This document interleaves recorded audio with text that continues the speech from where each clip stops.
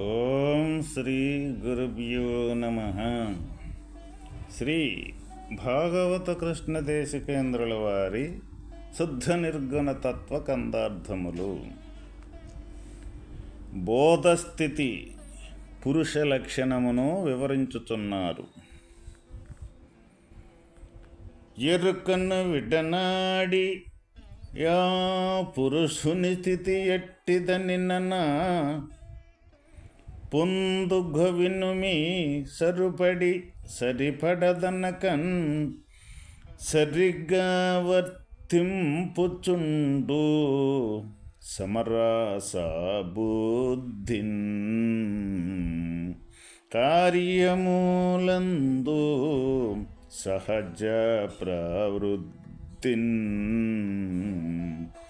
పరిపారి విధముల పరువోలు బెట్టడు పరిపారి విధముల పరువోలు బెట్టడు మరి వైరాగ్యము చేత మానుకొనుండడు సమరస బుద్ధిన్ కార్యమూలందు సహజ ప్రవృత్తిన్.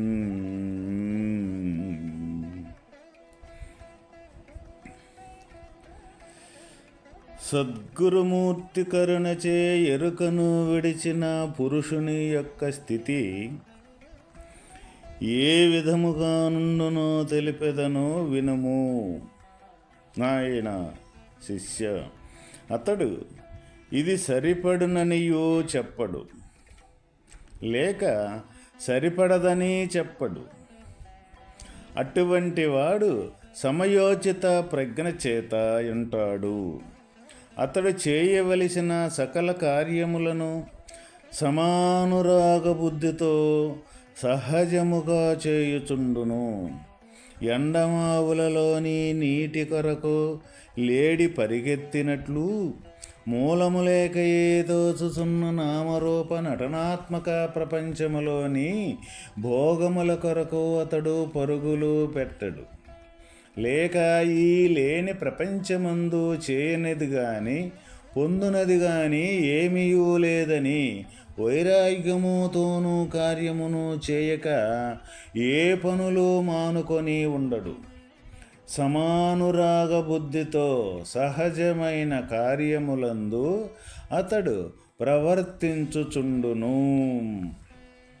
ఇక్కడ సద్గురుమూర్తి కరుణ చేత అంటే గురుమూర్తి యొక్క కరుణ చేత ఈ ఎరుకను విడచిన పురుషుని స్థితి ఏ విధంగా ఉంటూ ఉన్నది అనంటే, అతడు ఇది సరిపోతూ ఉన్నది అని అనడు,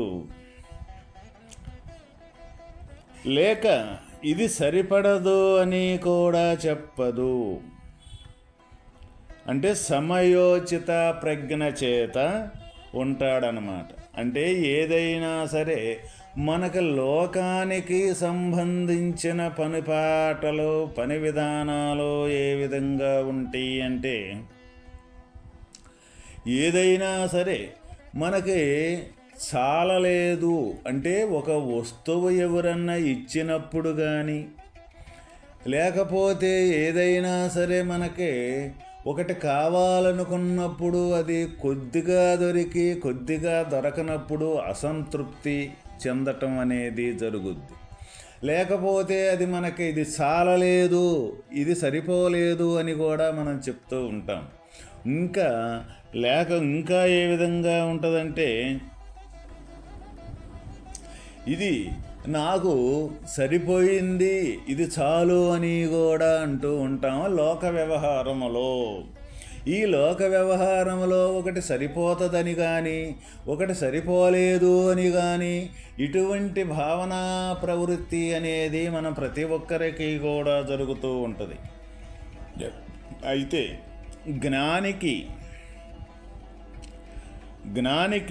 జ్ఞాని అంటే ఇక్కడ పురుషుడు అని.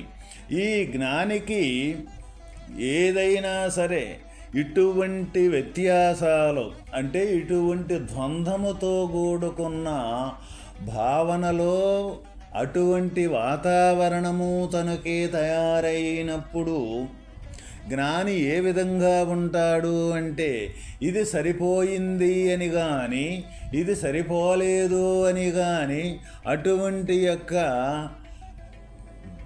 ప్రత్యేకమైన ఒక భావనంటూ వ్యక్తపరచకుండా ఎప్పుడూ కూడా సమస్థితిలో నిలబడటం అనేది జరుగుద్దన్నమాట. అందువల్లే దాన్ని ద్వంద్వాతీతము అని కూడా అంటాం. అంటే ద్వంద్వానికి అతీతంగా ఉండేది.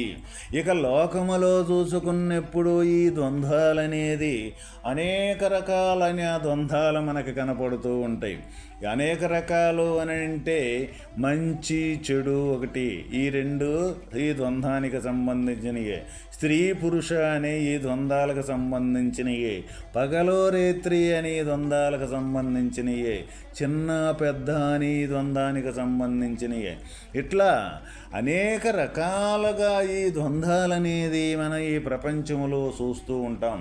అయితే అజ్ఞాని ఏం చేస్తూ ఉంటాడు అంటే ఈ ద్వంద్వాలు ఏవైతే వస్తూ ఉంటాయో ఆ ద్వంద్వాలమ్మటే పరిగెత్తటం అనేది జరుగుద్ది. అయితే జ్ఞాని ఈ ద్వంద్వాలమ్మటే పరిగెత్తటం అనేది జరగదు. ఒకవేళ తనకి అయినా ఈ రెండు తటస్థించినను రెంటిని సమానంగా చూడటం అనేది తనకి తెలుస్తూ ఉంటుందన్నమాట. సమానంగానే చూస్తూ ఉంటాడు. ఎందుకు సమంగా చూస్తూ ఉంటాడు? తను అక్కడ ఈ ద్వంద్వాలని వర్ణించే చిత్తం అనేది తనకి లయమైపోవటం జరుగుద్ది. అంటే ఇది మంచని కానీ ఇది చెడని కానీ ఇది స్త్రీ పురుష అని కానీ ఇది ధర్మము అధర్మము అని కానీ ఈ ద్వంద్వాలు మొత్తం దేనికి సంబంధించినవంటే ఈ నామరూప నటనాత్మక ఈ ప్రపంచానికి సంబంధించినవి. అంటే ఈ శరీరానికి సంబంధించిన ఈ ద్వంద్వాలు అనేది తను శరీరతత్వాన్ని దాటి శరీరములో కూడా ఉండి శరీరతత్వాన్ని దాటి ఏ అచల తత్వం అయితే ఉన్నదో ఏ పరిపూర్ణతత్వం అయితే ఉన్నదో ఆ పరిపూర్ణ స్థితిని పొందిన మహనీయులు కాబట్టి ఈ ద్వంద్వాలకు సంబంధించిన భావనలనేది సంపూర్తిగా తొలగితేనే ఆ స్థితి అనేది తనకు తయారయ్యేది. ఆ స్థితి తనకు తయారయ్యింది అంటే ఈ ద్వంద్వాలకు సంబంధించిన ఏ భావనలో కూడా అక్కడ ఉండేదానికి ఆస్కారమే లేదు. అటువంటి యొక్క చిత్తం అనేది అక్కడ ఏమాత్రము కూడా పనిచేయదు. పని చేయకుండా ఉంటేనే తను ఇందులో చేసిన కర్మలన్నీ కూడా కర్మ వాసనలన్నీ కూడా సంపూర్తిగా తొలగిపోయేది. చిత్తము పని చేస్తూ ఉన్నది అంటే తిరిగి మళ్ళీ ఈ ప్రపంచం అంటే శరీరంలోకి రావలసిందేను. అందువల్ల చిత్తము పనిచేయని యొక్క స్థితి ఏదైతే ఉన్నదో ఆ స్థితికి చేరుకున్న వాళ్ళు కాబట్టి వాళ్ళని మనకి పురుషులు మహాత్ములు పెద్దలు అని చెప్తూ ఉంటారు. అందువల్ల వాళ్ళు ఈ ద్వంద్వానికి అతీతంగా ఉండి వాళ్ళ కార్యకలాపాలు మొత్తం కూడా ఎటువంటి ద్వంద్వాలకు సంబంధించిన విషయాలు వచ్చినప్పటికీ ఎంత నష్టానికి సంబంధించింది వచ్చినప్పటికీ కూడా ఇది నాకు నష్టం జరిగిందని కానీ ఎంత లాభానికి సంబంధించినది వచ్చినప్పుడు కూడా ఇది నాకు లాభం వచ్చింది అని కానీ ఇటువంటి ద్వంద్వాలనేది వాళ్ళ మనస్సులో కూడా వాళ్ళ బుద్ధిలో ఏమాత్రం కూడా ఇటువంటి యొక్క వ్యతిరేకమైన ఈ ద్వంద్వాలకు సంబంధించిన విషయాలంటూ లేకుండా వాళ్ళు కార్యకలాపాలు అనేది చేస్తూ ఉంటారు. అందువల్ల ఏదైనా సరే ఇక ఇది కార్యాలు ఎందుకు అనుకోని వాళ్ళు పనులు మానుకొనే ఉండటం అనేది జరగద్దు. ఏ పని చెయ్యకుండా ఏమీ చెయ్యకుండా వైరాగ్యంతో అంటే ఇక ఏదీ లేదు కదా అని వైరాగ్యంతో ఊరుకుండేది అంటూ ఉండనే ఉండదు. తప్పనిసరిగా వాళ్ళకు సంబంధించింది, వాళ్ళ ముందుకొచ్చిన ఈ కార్యం ఏదైతే ఉన్నదో అది తప్పనిసరిగా చేస్తూనే ఉంటారు. ఇక్కడ ప్రపంచానికి వాళ్ళకే ఉండే మార్పు ఏంటిదంటే ఆ మార్పునే ఇక్కడ మనకు వివరించటం జరిగింది. కార్యం అనేది ఒకటిగానే ఉంటుంది. చూసేదానికి చేసేదానికి కార్యం అనేది ఏ పనైనా సరే ఒకటిగానే ఉంటుంది. కానీ వాళ్ళ భావనలో ఏదైతే ఉన్నదో ఆ భావనలో ఉండే యొక్క విధానం మట్టికి వేరుగా ఉంటుందన్నమాట. ఏంటిది ఆ వేరుగా ఉంటుందంటే ఈ ప్రపంచానికి సంబంధించిన విషయం ఎట్టా ఉంటుందంటే శరీరమే నేను అని అహంకారంతో కూడుకొని మనం కార్యకలాపాలన్నీ చేస్తూ ఉంటాం. కానీ అయే కార్యకలాపాలు వాళ్ళు శరీరం కంటే అతీతంగా ఉండే అచల స్థితి అయితే ఉన్నదో ఆ అచల స్థితిలో నిలబడి ఈ కార్యకలాపాలన్నీ చేయిస్తూ ఉంటారన్నమాట. అక్కడ ఆ స్థితిని పొందిన మహనీయులు చేసే కార్యాలకి ఈ లోకానికి శరీరమే నేను అనుకోని అహంకారంతో చేసే కార్యాలకి చాలా చాలా వ్యత్యాసం ఉన్నది. ఆ వ్యత్యాసాన్నే మనకి ఇక్కడ అనేక రకాలుగా తెలియజేస్తున్నారు. ఇప్పుడు ఏ విధంగాను అంటే ఇంకా పోల్చుకుంటే మనకు సూర్యుడి యొక్క ప్రకాశం అనేది ఉన్నదన్నమాట. ఇప్పుడు ఆ సూర్యుడి యొక్క ప్రకాశము ప్రతి ఒక్కరికి, ఇందులో ఏ పని చేసే వాళ్ళకి ప్రతి ఒక్కరికి కూడా ప్రకాశం అనేది అవసరం.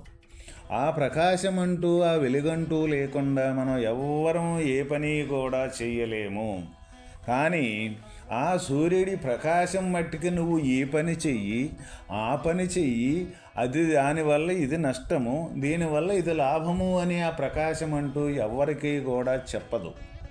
కానీ ఏ పని చేసినా, మనకు నష్టం వచ్చే పని చేసినా, మనకు వ్యతిరేకమైన పని చేసినా, మనకు లాభం వచ్చే పని చేసినా, ఏ పని చేసినప్పటికీ కూడా సూర్యుడి యొక్క ప్రకాశం మనకి అవసరము.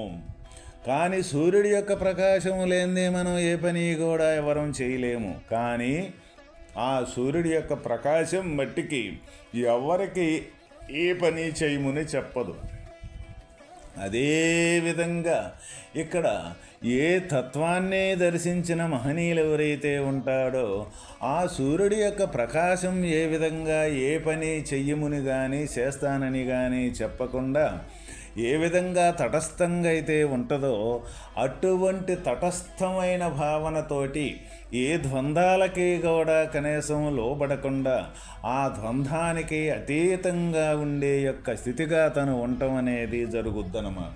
అది ఇక్కడ తత్వదర్శనమైన మహనీయులు యొక్క కార్యకలాపాలకే ఏ తత్వాన్ని దర్శించకుండా ఉండే ఈ శరీరమే నేను అనుకున్న తత్వానికి ఉండే యొక్క వ్యత్యాసము.